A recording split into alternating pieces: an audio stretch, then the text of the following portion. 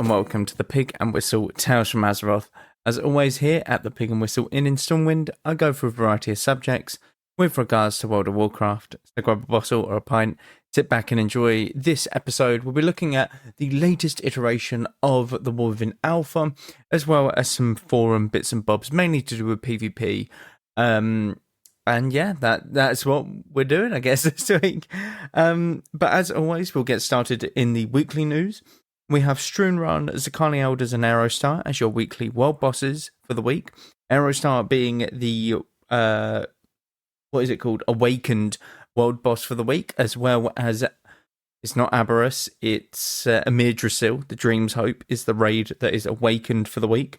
So if you want higher item level pieces of gear from raiding, you want to be doing that raid rather than the other two. You also are looking at Dragonflight Dungeons as your bonus event for the week. What this means is you get an extra piece of gear via doing mythic dungeons and or normal dungeons or heroic dungeons, anything like that, whilst doing dungeons this week.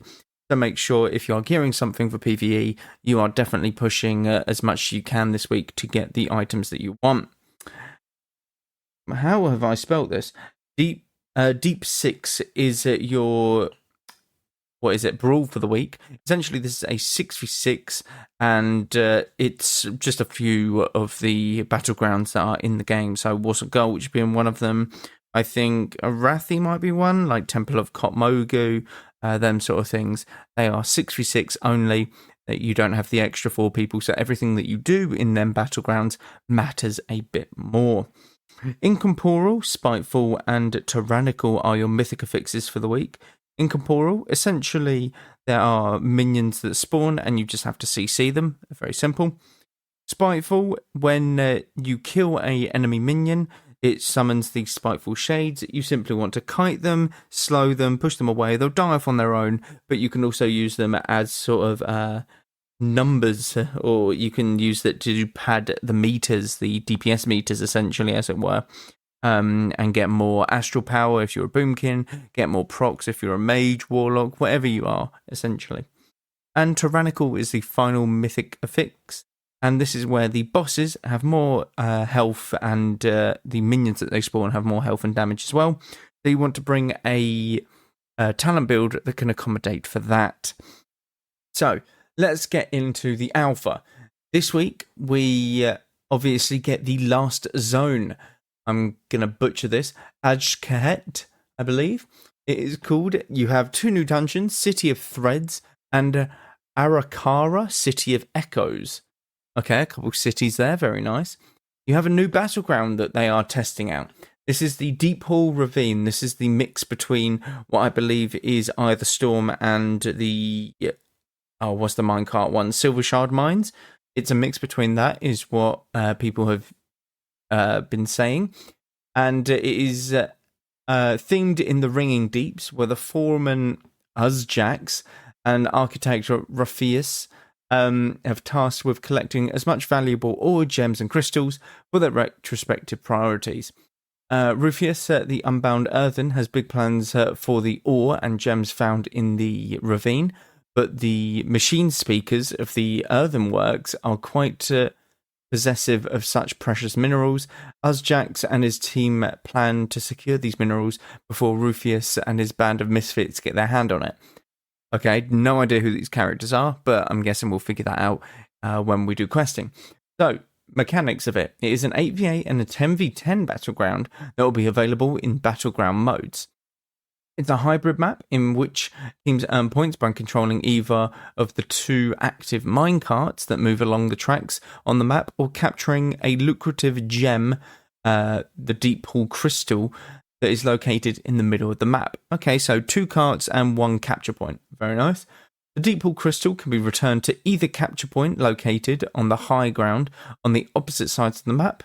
Additionally, there's a minecart track that runs above the battleground's play space, where players can hop in a cart vehicle to quickly traverse the map, allowing for quick engagements and repositioning. How to playtest: open the group finder, default hotkey, then select random battleground and click join battle. Only the Deep Hall Ravine map will be available as a random battleground map for the alpha. So you only have to do as what it is instructing you there. You simply join a random battleground and you will only get that as the battleground. They have not included any of the older ones such as Warsong Gulch, Arathi Basin, Either Storm, etc. So if you want to playtest that, you can simply do that in the alpha. Warbands. Roughly 2,000 achievements from Dragonflight and earlier have been switched from character specific to account wide in order to allow your entire warband to make progress on them. Please note, based on the quirks of implementation, any incomplete achievements that were converted will lose all progress on alpha with this change. In the live game, the achievements will go through a conversion process, which will either merge process across all characters in your warband together, or take the furthest progress from each character in cases where merging wouldn't make sense. E.g., working the Isles, obtain 100 skill points in a Legion category of 2 primary professions. Okay, kind of makes sense. Character level, you can now playtest a level 78 character template and get up to your maximum level, which is level 80. And the earthen characters have been temporarily disabled. I wonder what bug has caused that. But please, whenever you are testing this newer characters, you remake your old ones. So you make a level 78 character template so that you can level, because there might be bugs with the previous ones. They do really suggest this strongly, so please do it. Classes. The following hero talents are available for playtesting. Shaman, Stormbringer, which is the elemental and enhancement. So Stormbringer Shamans are all about harnessing the storms, increasing the power of their lightning spells, and gaining access to a new lightning ability, Tempest. Okay, nothing else on that, I guess. Yep, that's it. Death Knights have got a lot of stuff. Death Knights have gotten a rework, it seems. So, new talent. Subduing Grasp. When you pull an enemy, the damage they deal to you is reduced by 4% for 6 seconds. Located at Rune Mastery's previous location. Okay. New talent, Osmosis. Anti-magic shell increases healing received by 15/25%. That's really good in PvP. New talent, Null Magic. That's actually really good because you can combo that with AMS and then you Death Strike. That's going to be stupid. New talent, Null Magic. Magic damage taken is reduced by 15%, and the duration of harmful magic effects against you are reduced by 35%. Wow, okay. It's on a capstone choice node with Vestial Shell replacing Soul Reaper. Okay, so this is Vestial Shell. Casting Anti-Magic Shell grants 2 nearby allies a lesser Anti-Magic Shell that absorbs magic damage and reduces the duration of harmful magic effects against them by 50%. Okay, so you get to either help out your team or you can make yourself very tanky against magical damage. That's fine. New talent, Ice Prison. Great. Chains of Ice now also roots enemies for 4 seconds, but its cooldown is increased to 12 seconds. Available in Gate 1 after Blinding Sleet. This will not be taken. In PvE, this will be taken. In PvP, this will not be taken. New talent, Rune Protection. Your chance to be critically struck is reduced by 3%, and your armor is increased by 3/6%. Replace Icy Talon's old positioning within the tree.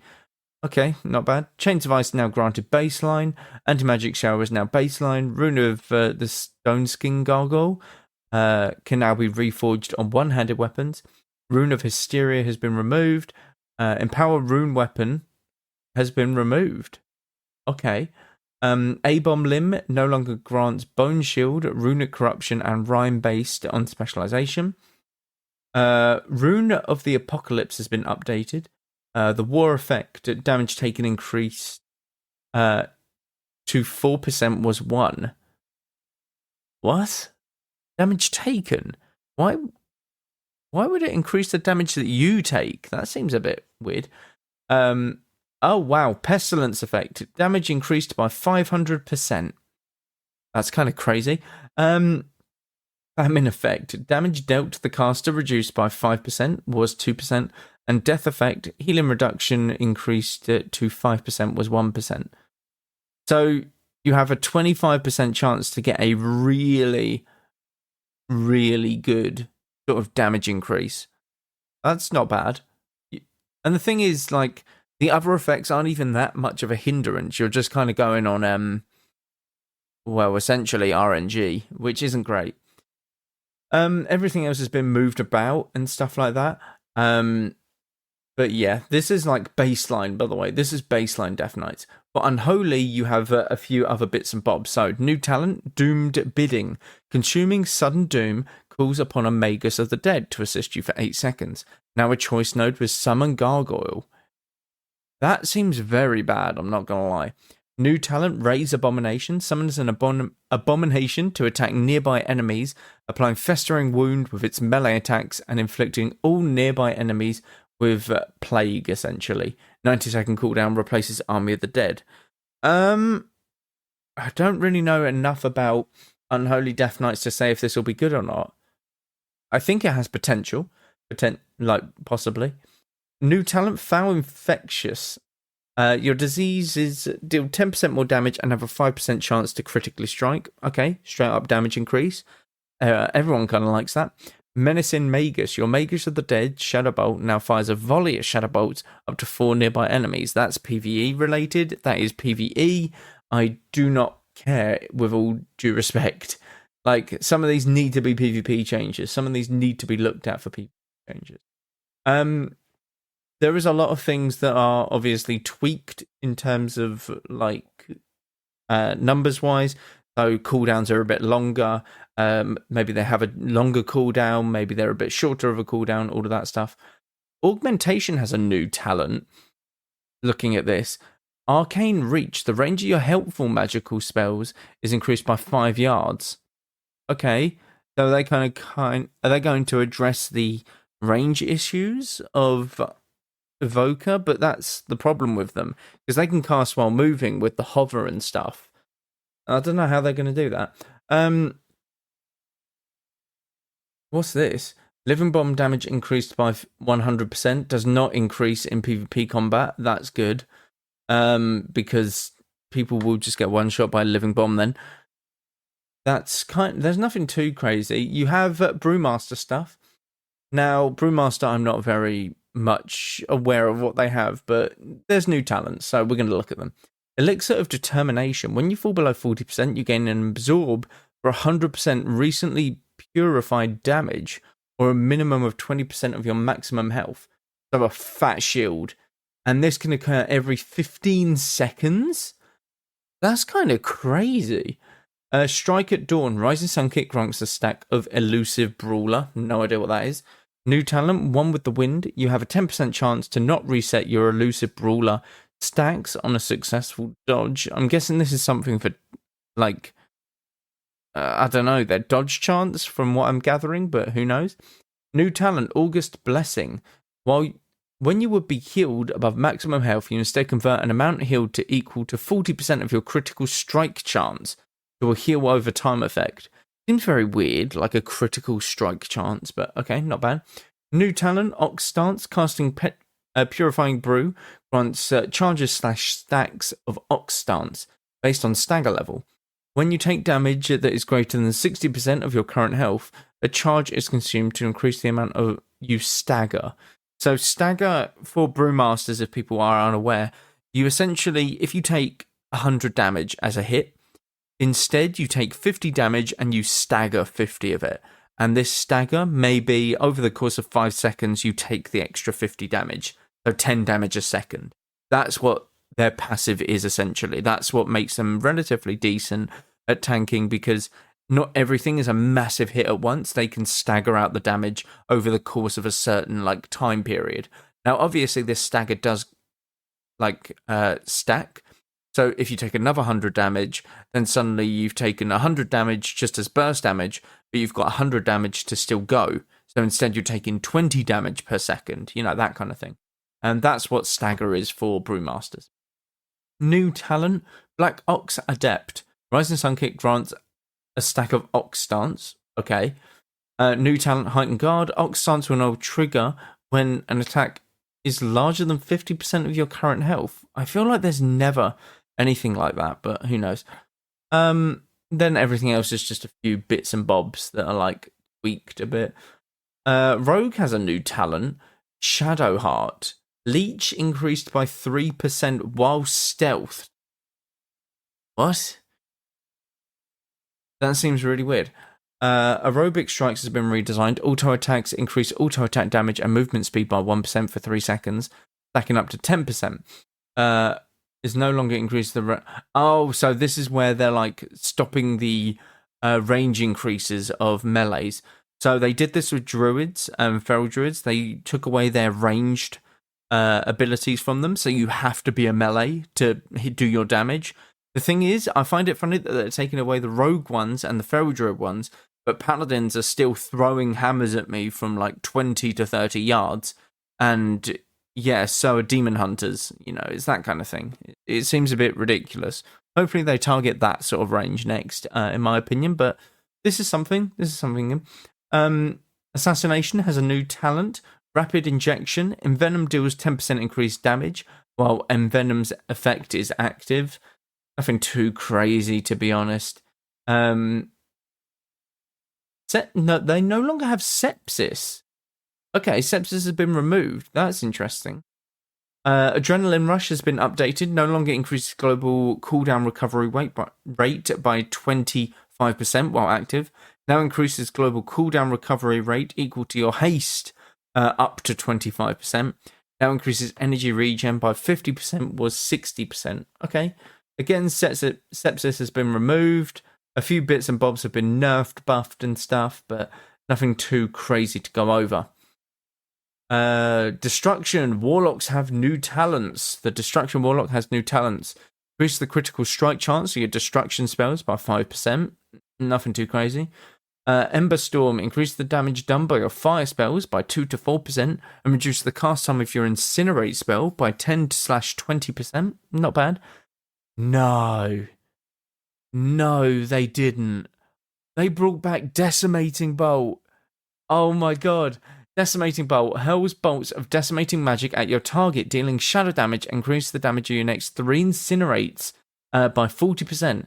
Decimating Bolt's damage and bonus to Incinerating Bolt as your target's health decreases. And the okay, that seemed a bit weird. Decimating Bolt was the Maldraxxus Covenant ability for Warlocks. It was an amazing ability. I thought it was very cool. I thought it was like a nice little combo piece. I'm glad that they're bringing it back. I'm glad that they are bringing some of these things back, which is really good. New talent. Summoner's Embrace. Increase the damage dealt by your spells and your demon by 3%. Well, that's a must-have for PvP, I would have thought. Ruin has been redesigned. Increase the critical strike damage of your destruction spells by 5/10%. That's rough. That's really, really rough. The way that Destrolocks killed stuff, in this current meta anyway, this is Dragonflight, but is through that Ruin. So you fire a Chaos Spell, and what Ruin does currently is when you get 15 stacks of it, like when you've spent 15 Soul Shards, the next Chaos Spell that you cast is half the cast time. It's half the cast time. That's it. That's all it does now. It's really, really good, but it's kind of rough. Inferno has been redesigned. Rain of Fire damage is increased by 20% and its Soul Shard cost is reduced by 1. I don't remember if Inferno is the talent where it can generate Soul Shards. I'm pretty sure it is, so Warlocks in PvE will have to figure something out other than spam Rain of Fire. Decimation has been redesigned. Your Incinerate and Conflag casts on the target have a 35% or less health reduces. Casts on targets that are 35% or less health reduce the cooldown of Soulfire by 5 seconds. That's useless, I'm not going to lie. Chaos Incarnate has been redesigned. Chaos Bolt, Rain of Fire, and Shadowban always gains 70% of the maximum benefit of your mastery. That's the one at the very bottom of the talent tree. That's the one on the same thing as the portals. The same choice node as portals. It's all right, but it's not great. Chaos Bolt has been removed from Destruction specialization tree and is now baseline. Okay, good. Conflag has been moved to row 1. That's fine. All of that is fine. Yeah, nothing too crazy there. You have a few user and accessibility things in the next alpha patch as well. So improved clarity when enchanting items. Items or updates to many world map icons, including rare elites, cave entrances, all of that stuff. Checkboxes for tracking.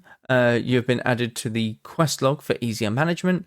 Characters on the character select screen are now directly clickable within the screen. Oh, that's amazing. You can just... So with the warbands, you have your 4 characters like on the screen. You can just click on them. Oh, that's amazing. That's a small change that I think a lot of people actually really enjoy. That's one that I'm actually quite excited for, I'm not going to lie. It only took them 20 years, but, you know, it's there now. The group manager has been updated with new art and feature improvements, including additional options to restrict group pings, easier access to both world and unit raid markers, UI panel reorganized so related options are together in sections, added instance options previously only found in the character portrait dropdown. Health bars have been updated with visualization that show the percentage of temporary max health that is depleted. That's really cool. So what this means is if you use a rallying cry from a warrior, you will be able to see how much health it will drop you when it fades. That's the same with Battlmasters for PvP. That's really good. I think that is a very positive change. In my honest opinion. So, that actually took a lot longer than I thought it would. So, let's get on to a couple of forum things. These are very small ones, these aren't crazy, but these are ones that I want to pull out or actually say this is a good forum. The first one is this, and I think a lot of people will have their own thoughts on this. Shadowlands gearing was not as bad as people think. Yeah, let that title sink in for a second. Firstly, I don't even need to read this to know that he's wrong. But let's see what he says. One of the reasons it was better was because it substantially hindered people's abilities to reroll to flavor.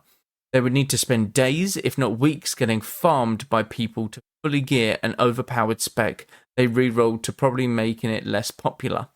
And then many times, by the time they geared it, nerfs came in. So they would go back to be back to getting farmed to try and chase the meta again. Another was because it gave you an actual player power to work towards rather than just a cosmetic reward. Another reason it was good was because it increased participation benefiting MMR among many others. Firstly, having a system that takes weeks to gear up new characters when you have, let's see, how many races are there now? They're in the 20s, if not 30s now. You have how many classes? I think it's in the teens now. You have Evoker that came out, Demon Hunter that came out, Death Knight that came out, Monk that came out. These are just from the expansions, like newer classes that came out. Like, if people want to test out like a class during an expansion, why aren't they allowed to? Everyone's problem with the World of Warcraft in the previous expansions has been ulting. And that is all the way back in Legion. That's when the problem arose because artifact weapons were a thing. So you had to keep on top of your artifact power for ults as well. If you wanted to do anything on your ults, if you wanted to do anything in BFA, you had to keep on top of your Azerite power. You know, your little Heart of Azeroth, your necklace. If you wanted to do anything in Shadowlands, you had to keep on top of your Covenants, your Renown. And that was a ball ache, to say the least. And all of these expansions had one theme that everyone hated, and that was it was nowhere near ult friendly. I think Dragonflight, yes, people reroll. People reroll, that's fine. Like, they can do what they want. If they want to do a flavor of the month thing, let them. I'm by all means happy just playing what my class is. This guy's a Retribution Paladin, I believe. Like, or he's a Paladin at the very least. This person is in one of the best classes in the game, in my opinion, at the moment, or most versatile classes, because you don't really get hard countered by a lot of things. There is a decent matchup for a lot of rep paladins out there, depending on what you're running with, especially if it's rep warrior, whether it's rep DK, rep like mage, who knows, whatever you're running rep with. Like, all of it is a decent matchup. There is no, like, we're going to get absolutely smoked. You can maybe get smoked by certain comps, but every comp has that, you know, it is what it is. But paladins are very versatile in Blessing of Sank, Freedom, Bubbles, Bops, Hand of Sacrifice, Lay on Hands. You know, you have many different things to utilize. But if people want to re-roll for an like flavor of the month, by all means, let them re-roll. It doesn't matter. I think that, if anything, it allows people to enjoy the game more. You're allowed to re-roll as well. There's nothing stopping you from re-rolling. You are in the same boat as everyone else. Everyone's in the same boat here. So you can re-roll to a class that, you know, is flavor of the month. Nothing's stopping you. But, you know, some people just want to complain about it. Now, the reason people hated Dragon or Shadowlands was because of the gearing. First of all, you needed about 15k honor to even get honor gear, and then you could go into arenas. Now, honor isn't easy to farm, really. You farm it relatively quick in Dragonflight because you can just get honor gear very easily now in comparison, or you can buy some like shittier gear off the auction house that translates into PvP gear. And then you do arenas, and, you know, eventually you'll just get honor gear, conquest gear, etc. But you needed honor gear to even stand a chance. And then what you did was you went into arenas. Now, depending on your rating, you might be going up against people who are 50 item levels higher than you. How is that fair in any way at all? I get that there should be some discrepancy between conquest and, you know, honor gear. But when it is that much of a gap, even if you're a lot more skilled than the other team, you are going to get decimated. And that's the shit thing. Now, people who are in honor gear should have an uphill battle against conquest players. That's not what I'm not saying. I do believe that, like, thoroughly. But if you are skilled enough, you should be able to overcome that disadvantage. But even with 50 item levels, you could be rank 1 players, and you could put rank 1 players against myself and who I play with, and it would be very, very tough for the rank 1 players to actually beat us. Like, in Shadowlands sort of gearing, if they were in honor gear and we were in the full, like, upgraded PvP conquest gear, I just don't think that it would be possible for them to do what they usually would be able to do, which is probably decimate us, to be honest.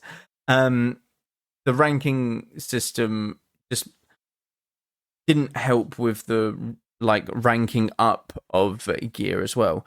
So when you hit a specific bracket in Shadowlands, you were able to level up your gear.